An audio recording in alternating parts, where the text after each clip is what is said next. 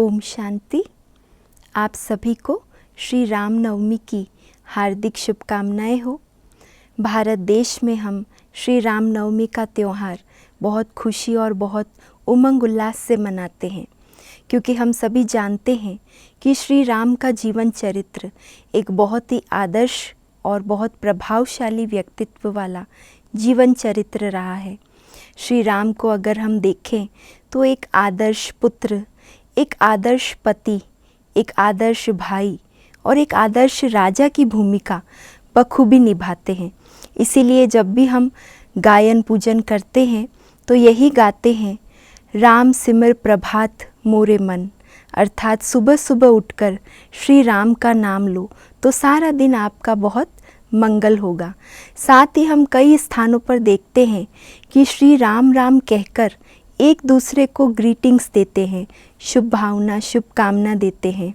और जब मनुष्य की अंत घड़ी आती है तो अंत घड़ी भी यही कहा जाता है कि राम नाम सत्य है, अर्थात जन्म हो या मृत्यु, रात हो या दिन, लेकिन मुख पर राम का नाम हो।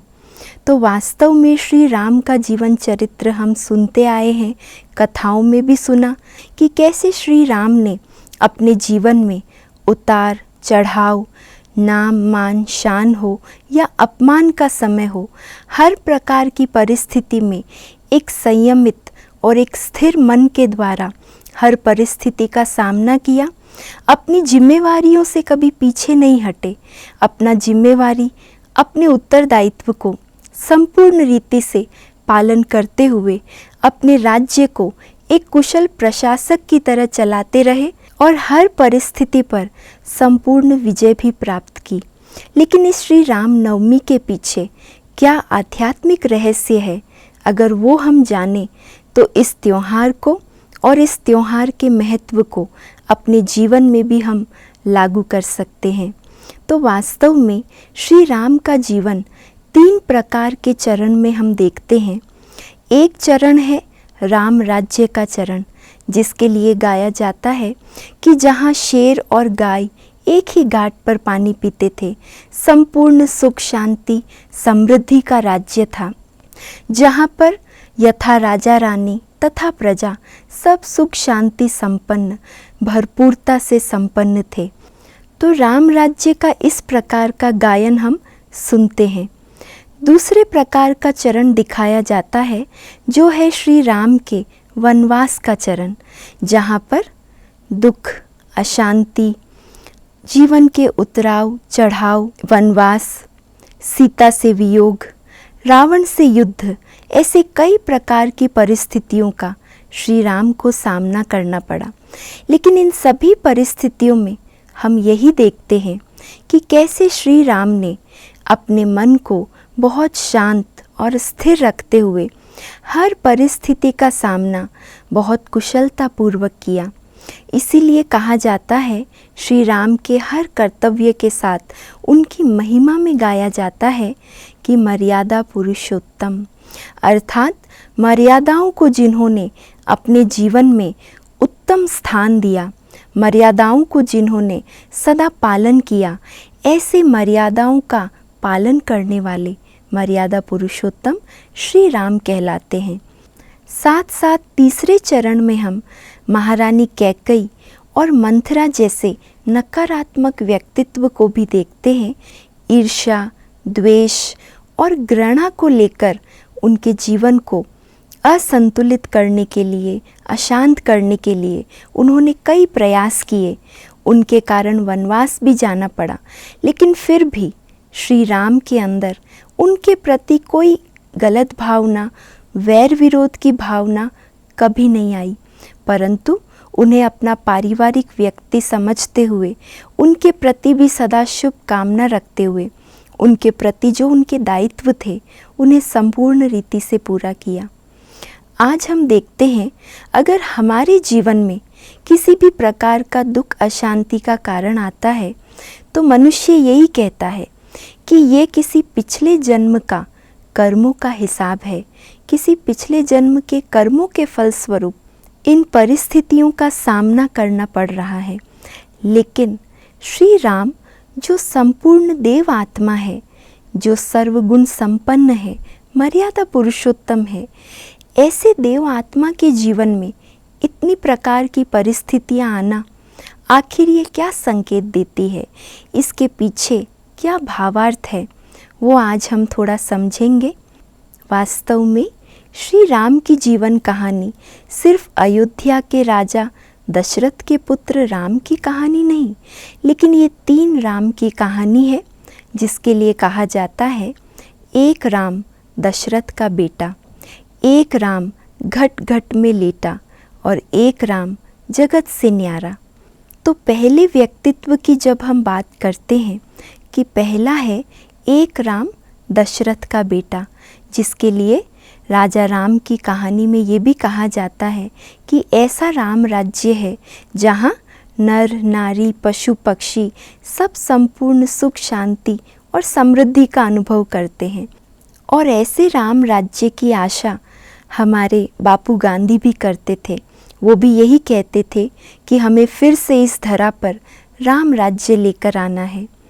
दूसरा है एक ऐसा राम जो घट घट में लेटा है। घट घट अर्थात है ये शरीर रूपी घट जिसमें आत्मा रूपी राम बैठा है। तो घट अर्थात शरीर जिसमें आत्मा राम विराजमान है। और तीसरा राम है जगत से न्यारा अर्थात निराकार राम, जिनको हम परम पिता परमात्मा, ईश्वर, अल्लाह, गॉड कितने नामों से पुकारते हैं। तो वास्तव में परम पिता परमात्मा ज्योति बिंदु स्वरूप निराकार राम के बारे में ये कहानी, ये महिमा गाई हुई है। इसीलिए कहा गया है कि जब श्री राम को सेतु पार करके लंका जाना था और रावण से युद्ध करना था, तो उन्होंने समुद्र के किनारे रामेश्वर में शिवलिंग बनाकर ज्योति बिंदु रूप परमात्मा शिव की आराधना की और उस स्थान का नाम पड़ा रामेश्वर अर्थात राम को भी शक्ति देने वाला ईश्वर। तो वो ईश्वर ज्योति बिंदु स्वरूप जिनके लिए कहा गया है निराकार राम। अब हम देखते हैं कि राम के 3 चरित्र। तो वास्तव में ये 3 कालों की भी कहानी है। पहला काल है इस सृष्टि चक्र का सतयुग और त्रेता का काल।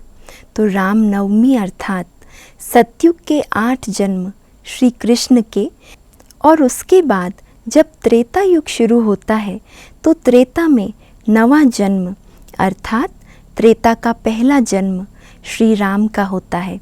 तो सतयुग के 8 जन्म श्री कृष्ण के, जिसे जन्माष्टमी के रूप में मनाते हैं, और फिर त्रेता का 9वां जन्म राम नवमी श्री राम का जन्मोत्सव मनाते हैं। ये राम के सुख शांति संपन्न समृद्धि संपन्न राज्य की कहानी है। उसके बाद जो दूसरा आता है वो है मध्यकाल अर्थात जब द्वापर युग शुरू होता है, तो जो घट घट में राम बैठा है, हर शरीर में जो आत्मा राम बैठा है, आत्मा राम की ये कहानी बताता है कि कैसे द्वापर युग में आत्मा में विकारों की प्रवेशता होती है। धीरे धीरे आत्मा के अंदर दुख, अशांति, असंतुष्टता, ईर्ष्या, द्वेष, घृणा, काम, क्रोध, लोभ, मोह, अहंकार ऐसे अनेक विकारों के प्रवेशता के कारण इसके जीवन में संघर्ष शुरू होता है और इसीलिए रावण राज्य की शुरुआत हो जाती है। रावण अर्थात 10 सिर वाला मनुष्य नहीं, लेकिन रावण अर्थात नर नारी के 5-5 विकार, ये 10 सिर रावण के दिखलाए हैं। तो जब विकारों की प्रवेशता हो जाती है तब राम राज्य में दुख अशांति शुरू होती है। इसके बाद जो तीसरा काल आता है वो है निराकार राम के अवतरण का काल, जिसको कहा गया कलयुग के अंत और सतयुग के आदि का काल।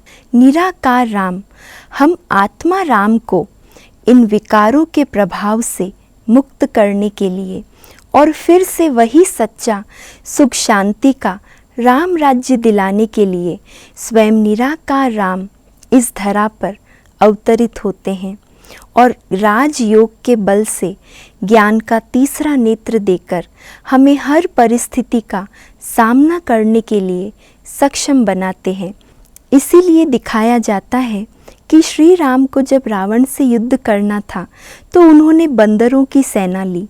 वास्तव में बंदर की सेना लेने की बात नहीं है, लेकिन इस कलयुग अंत में जब भले सूरत मनुष्य की है लेकिन अंदर विकारों की प्रवेशता के कारण सीरत जानवर समान, बंदर समान हो गई है, तो हम ही ऐसी सेना है जिनके सहयोग से परमात्मा फिर से इस कलयुग को सतयुग बनाने का कार्य संपन्न करते हैं।